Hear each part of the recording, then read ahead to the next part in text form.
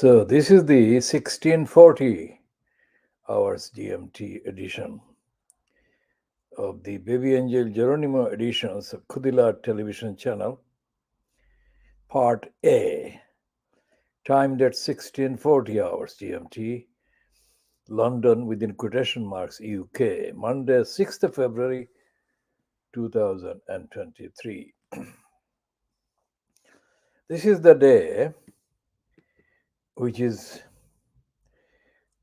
continuing in the mainstream British media, the coverage of the narrative against the industrial action being taken by nurses in the health, NHS, and health sector. I don't want to call it health service for the practical reason that service is something that is not necessarily obviously available. All the subsidiary headlines about British society and British politics, all the subsidiary headlines, that is the headlines just under the main headings, are about the details of some of the rest of the society. But the main headings are about the kind of grandstanding, big post holders, like a persistent feature of the headlines is, of course, Dominic Raab. Now, Dominic Raab, on the record, I don't have any experience of having any dealings with him as such. But on the record, on the evidence of his behavior as accessible publicly, Dominic Raab is not suitable for public service. Never has been. Quite apart from the fact that he is a bully, undisputed bully, he is also mentally contemptuous of the, if you like, the duties that come with the occupation of a public post. So often in his past, he has been found to have been away from the scene of the action where he should be. So Dominic Raab mentally can be put in a category which would include the criminal Jacob Rees-Mogg, the shit, and the dogmas Boris Johnson. These people have never been trained, educated, brought up to recognize society, let alone serve society. So these are the types of people that would be very easy on their records to be classed as neo-Nazis. They have nothing but contempt for the ordinary people. And as I said in the comments yesterday, while referring to the piece written by Susie Boniface about the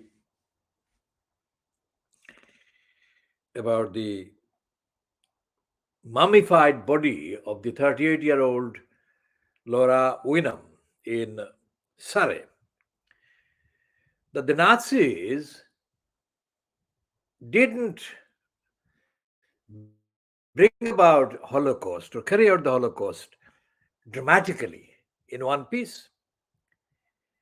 That they actually did the preparations, and ever so gradually they brought about the Holocaust. And the Holocaust did affect the Jewish people, but it wasn't a Jewish thing only, or it wasn't only a Jewish thing. Susie Boniface says that she is not a Jewish herself. But if she were in Germany, and if she caught the particular health issue in her 30s, as she has done here, she would have been packed among other people and consigned to be murdered. And that is the very serious point that Susie Boniface has made, which I have been quite concerned about, are the implication of what she has pointed out. Because in the piece on Sunday, in the Sunday Times, Rod Liddell, who used to work at the Spectator, which is the far right weekly platform for the far right in British politics, and it has been mysteriously kept going, despite the fact that it really is not a truthful, honest, compassionate, caring publication. Rod Liddell wrote in 2003, July 2003, which is calendar 20 years ago. And that was a piece he wrote against the regime fronted by Tony Blair. And the topic was the sudden and mysterious murder. Well, I call it murder, but the record says that he died,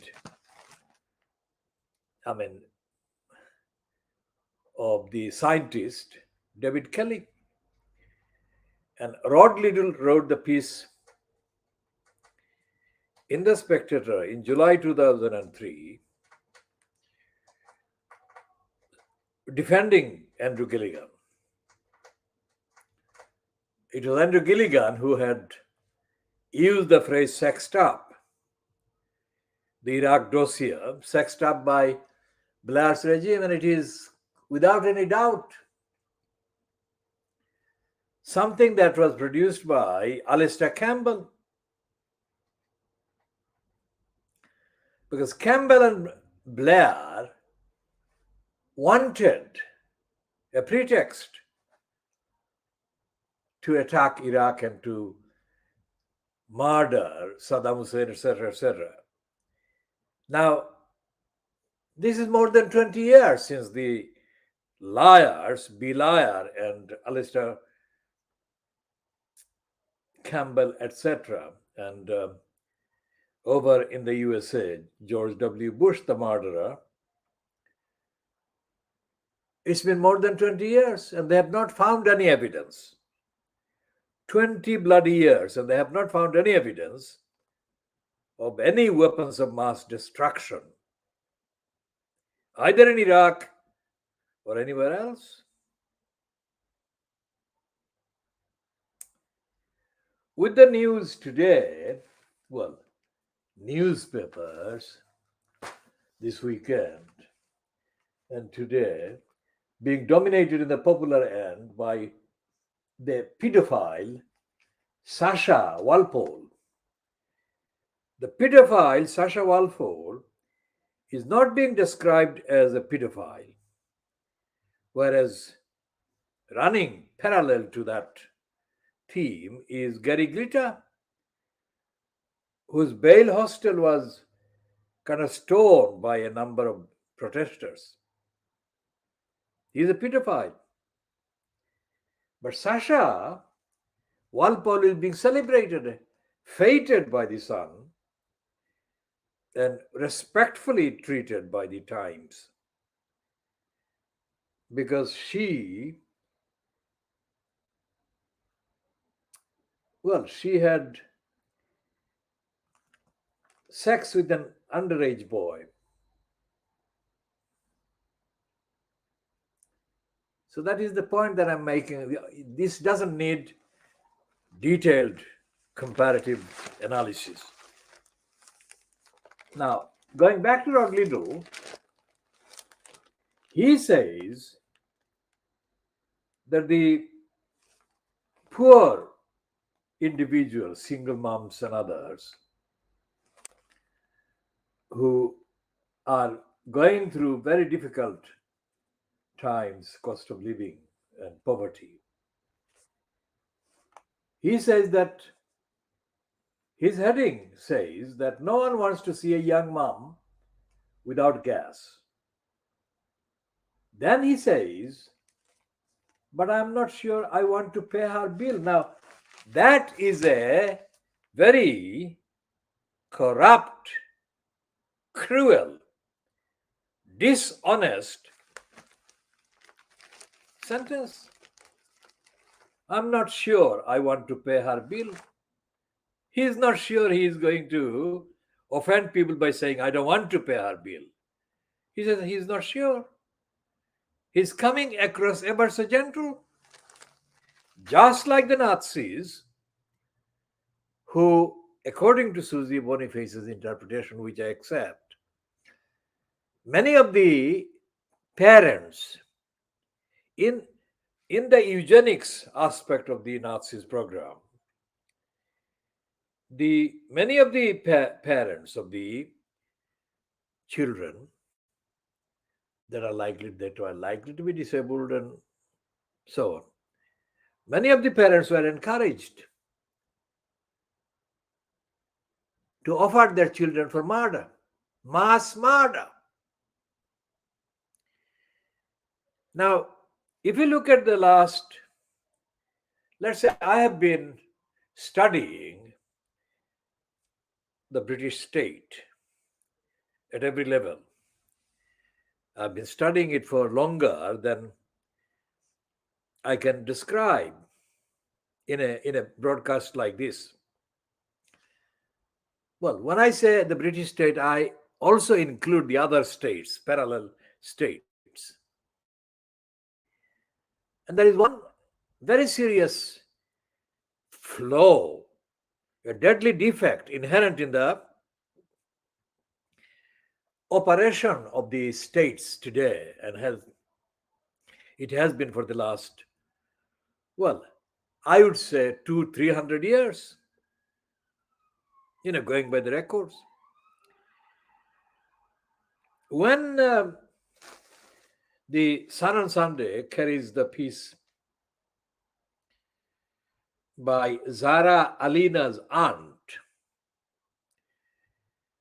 who says that the murderer and rapist, Zara's murderer and rapist, should not have been allowed on probation. And that says, in the piece itself, there is an introduction which says that the firm that was given the contract by the Home Office or whoever to do the probation checking and whatever had failed 1,500 complaints. Now, this is not a small scale error. I mean, the word industrial scale, the phrase industrial scale has been used by Susie Boniface, but I think the scale of negligence by state agencies or state agencies recruited operatives like this company,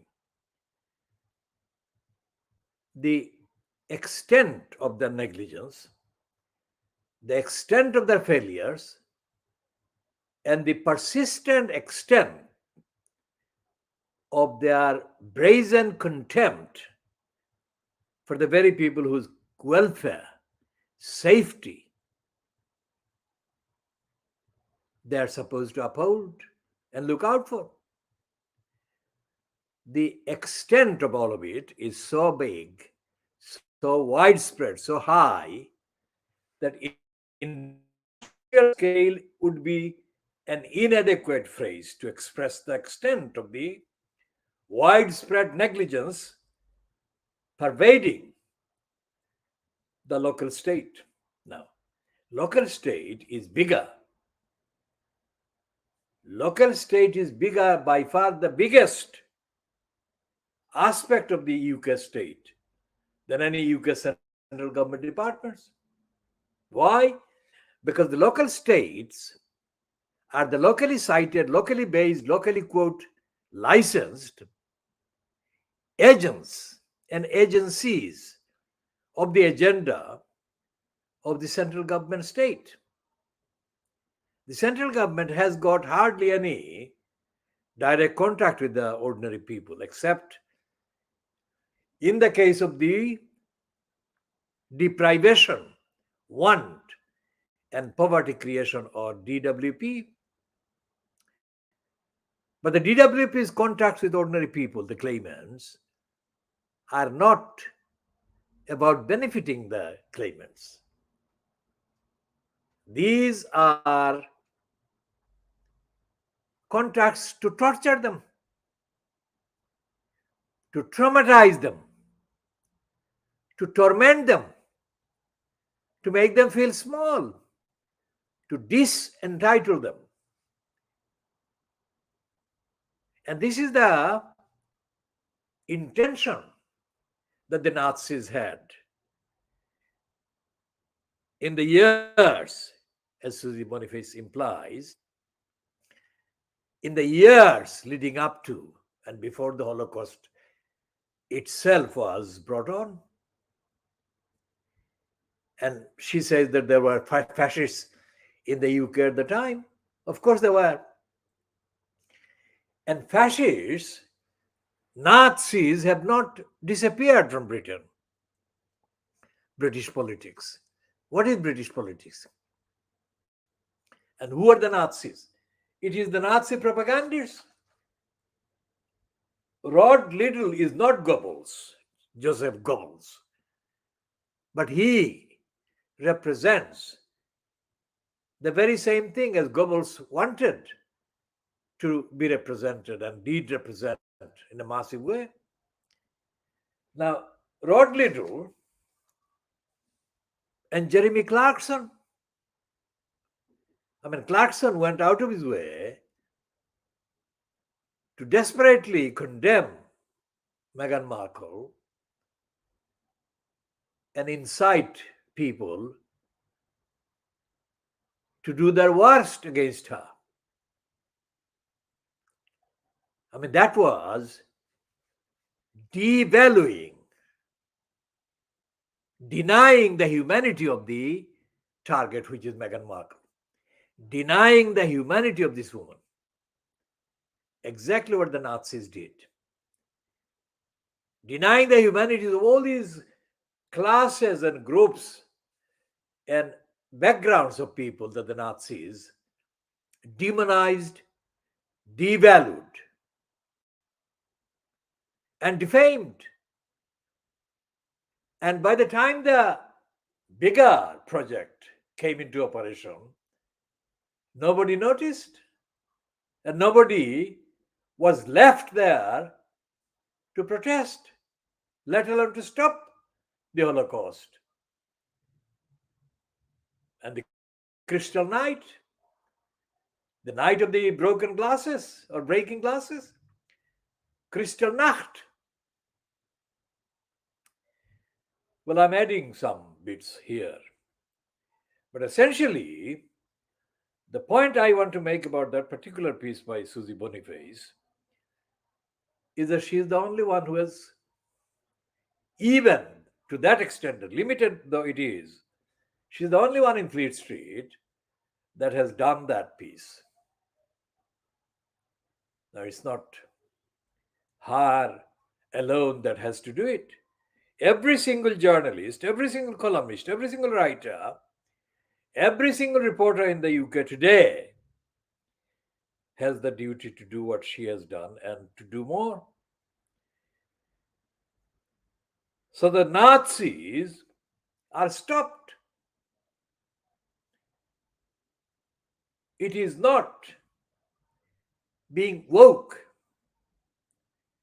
to call out Nazis, call out racists, call out people who devalue human beings' humanity. It's not woke. Woke is a neo Nazi word to belittle legitimate, valid moral criticism of the agenda, of the narratives, of the purpose of the real enemies of ordinary people, ordinary human beings. When Boris Johnson condemns the women, Muslim women in burqas resemble bank robbers. He is not being funny. He is not making a joke. He is not being humorous. When the Narendra Modi regime lets loose the Indian police on innocent civilian protesters, as he did in December 2019 in Jamia Nagar. The Jamia Nagar is named. I've been to the Jamia Nagar because this is the place where the main mosque is, the Delhi, old Delhi, Jamia Mosque. Jamia Mosque.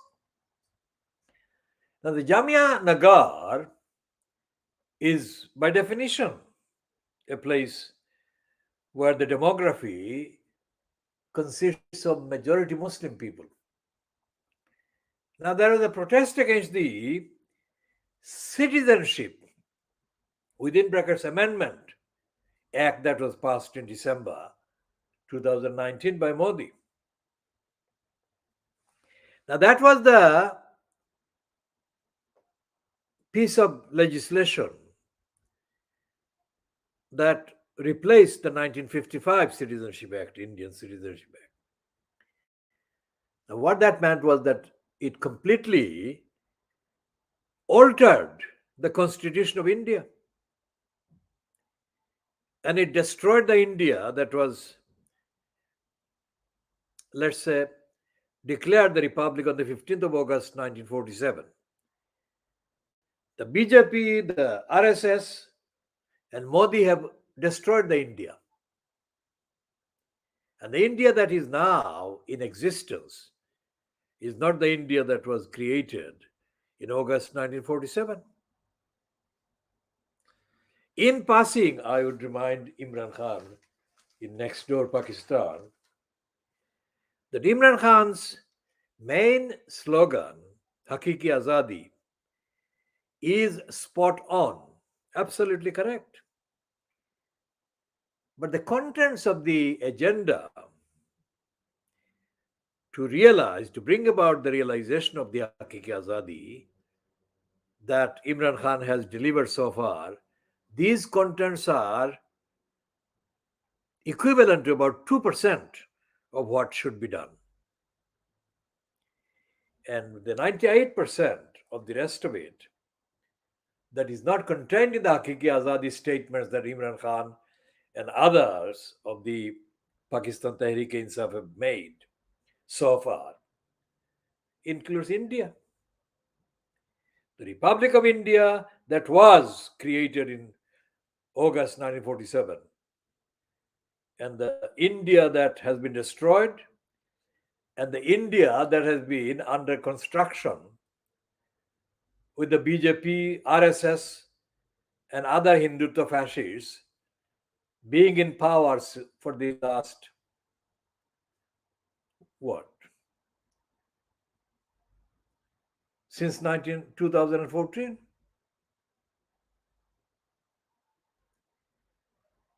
And Imran Khan has to understand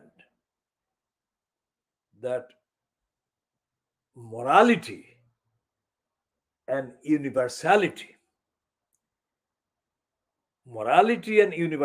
go hand in hand. And you cannot have borders. You cannot have borders that divide and deny access to morality and access by morality. Imran Khan has forgotten that. And because he has forgotten that, for whatever reason, that Hakiki Azadi will fail unless he immediately goes back to August 1947 as a first step, let's say, and takes into account the whole of the subcontinent. And then he articulates and explains what happens in 1857. Why did 1857 fail? What are the lessons from the 1857? And what happened in 1971? Why did the Pakistan army in East Pakistan, led by A.K. Niazi, who was a relative of Imran Khan, why did the Pakistan army, as led by Niazi, General Niazi, Lieutenant General Niazi, why did the Pakistan army, where did they get the permission from? Why did they think that murdering innocent civilians or attacking innocent civilians or raping women in East Pakistan and girls, I mean, where did they get that from?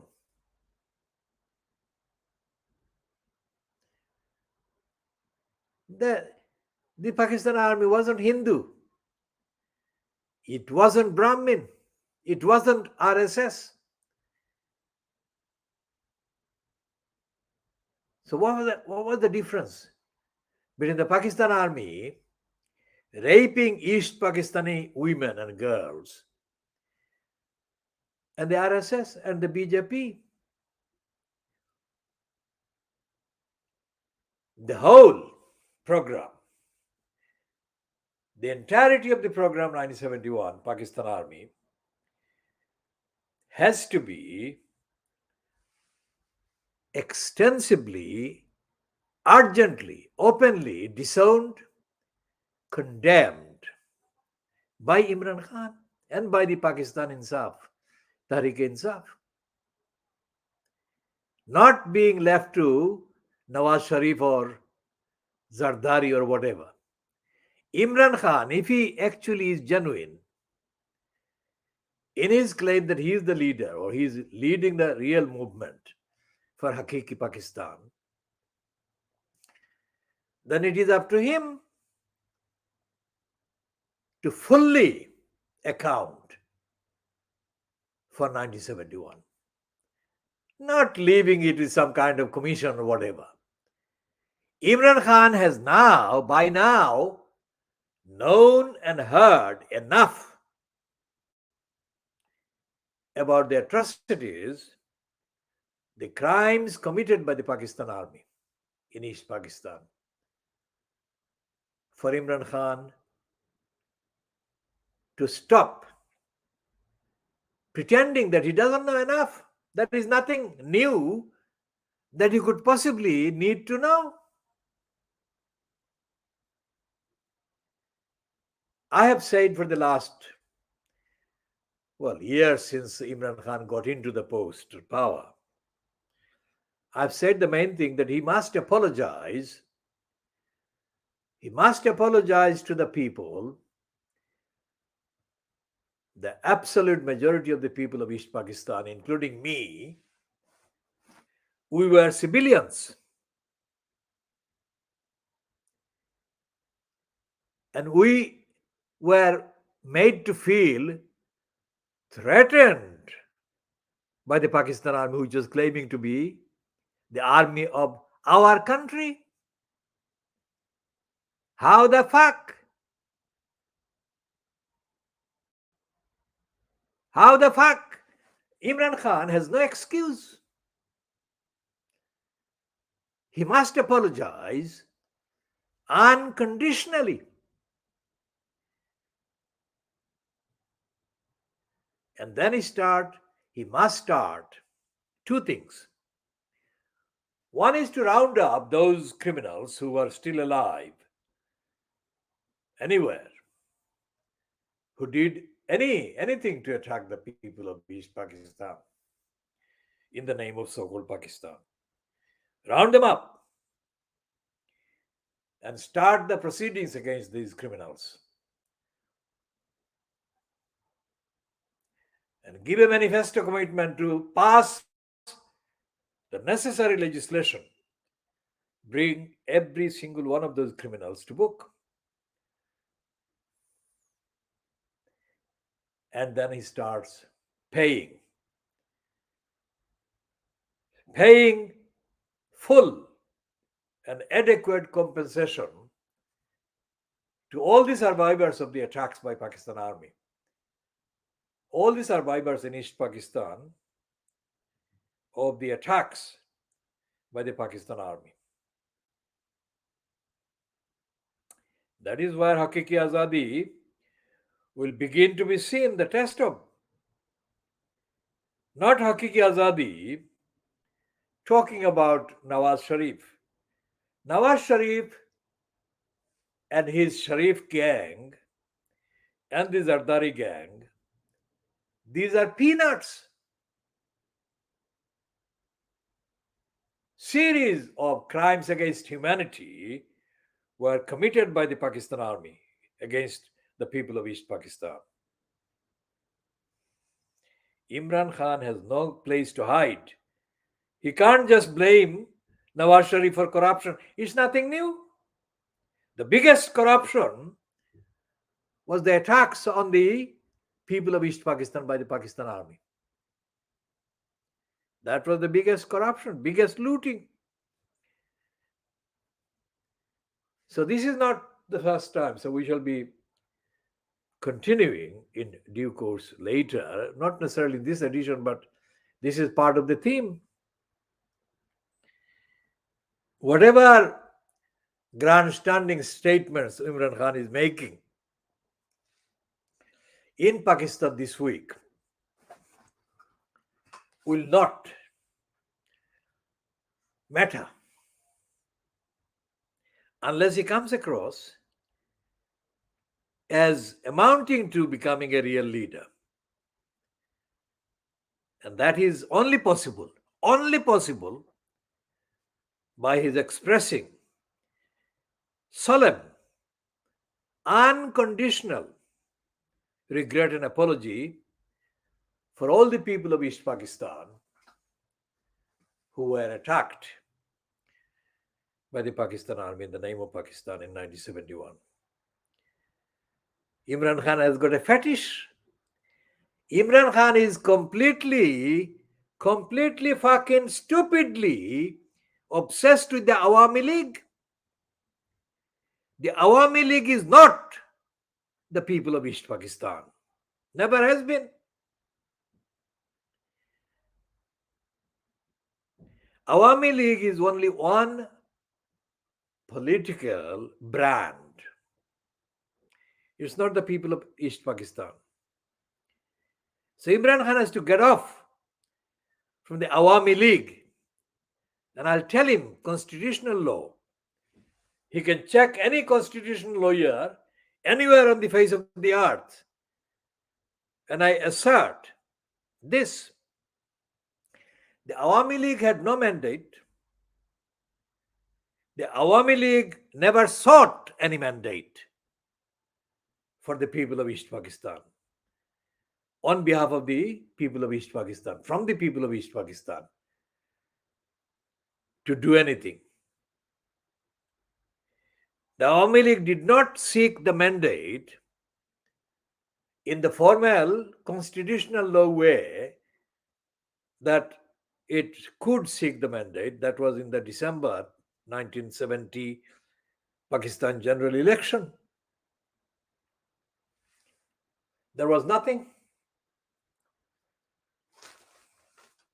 There was nothing in the mandate, in the manifesto or what amounted to the manifesto of the Awami League at the December 1970 Pakistan election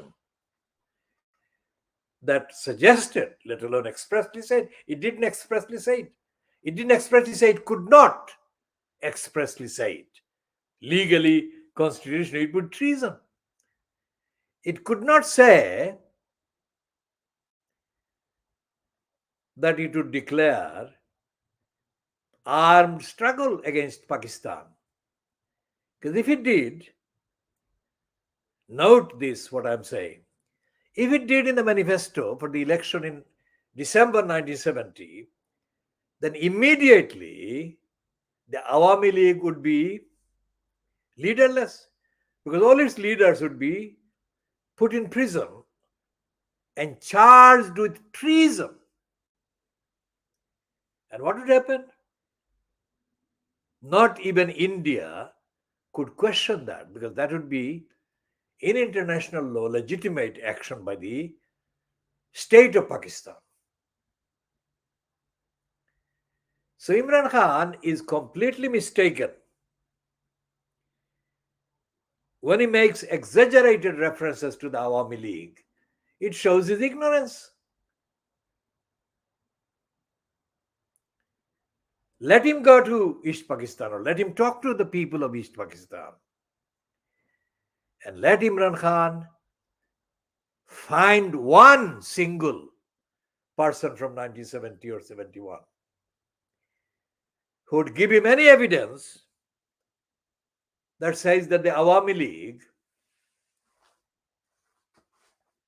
sought a mandate for armed struggle against Pakistan, let alone got one. So where does Imran Khan get this evidence on which he keeps praising the Awami League? The Awami League has no mandate for what Imran Khan gives them credit for. And what happened in the middle of December 1971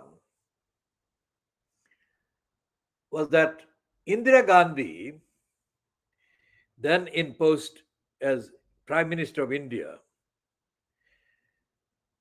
made a strategic intervention, and she mounted all-out aerial and cavalry attacks on the Pakistan army in East Pakistan, thus overwhelming Niazi's force. So much so that Niazi had to surrender. Now contrast that with the biggest pack of lies saying that the so-called Mukti Bahini liberated Bangladesh. Well, there is nothing to stop them saying it. But the evidence is that they wouldn't have liberated Bangladesh without the intervention of the Indians. Now, what that means is that it wasn't anything to do with Awami League or the so-called Mukti Bahini that won anything against the Pakistan army. It was the Indians against the Pakistanis. That is why I have argued right from the beginning of the 6-point program in the mid-1960s. I have said, and I still say, that anyone who surreptitiously whispers about East Pakistan getting away from the unity of Pakistan had to contend with the real material land that surrounded East Pakistan. And that land was India. And the minute anything happened remotely resembling the separation of East Pakistan from West Pakistan, India would dramatically increase its advantage against Pakistan. That is to say, advantage in the whole of the subcontinent, which is what has been happening. So I said that you don't want to do that, because if you do that, then Bangladesh becomes, what does it become? It becomes a useless stooge state. The state of Bangladesh becomes an Indian stooge for that reason. Not because I want to see it happen like that, but that is the inevitable consequences of what happened and what would have happened if they didn't listen to me. And they didn't listen to me.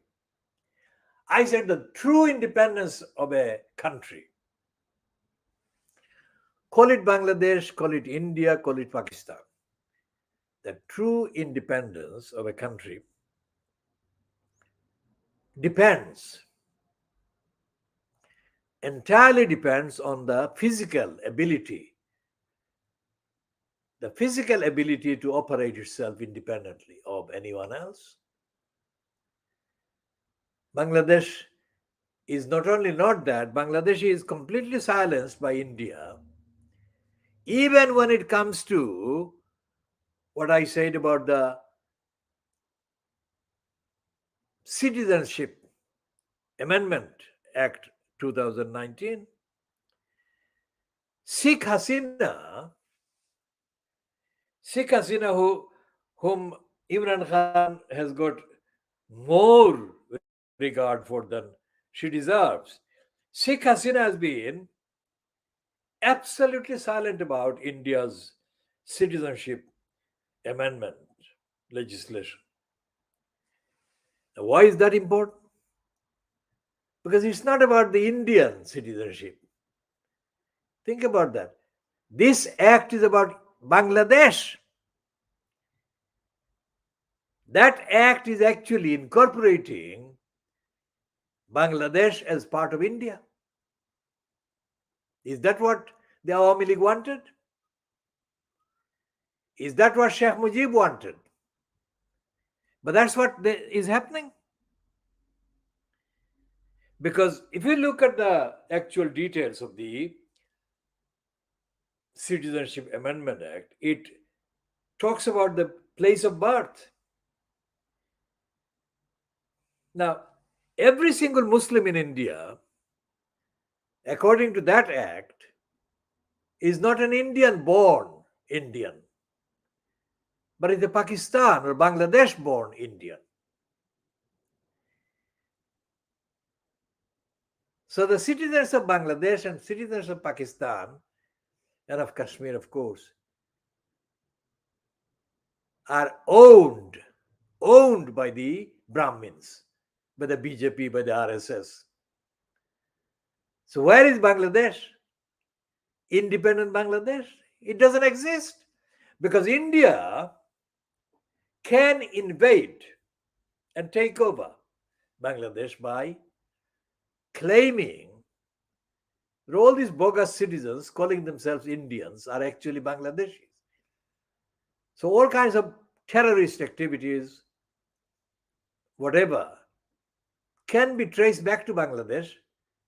Invented, of course, that are not true, but that is what is available under the Citizenship Amendment legislation.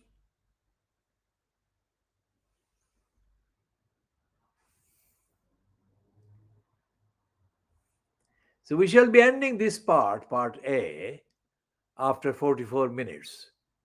And we shall continue on this theme in due course in other editions. We're not talking about Shamima Begum. We're not talking about the other topics. Not because we don't want to, but because we want to focus on each of those in due course. And this is now ending at 17:24 GMT on Monday, the 6th of February 2023. 17:24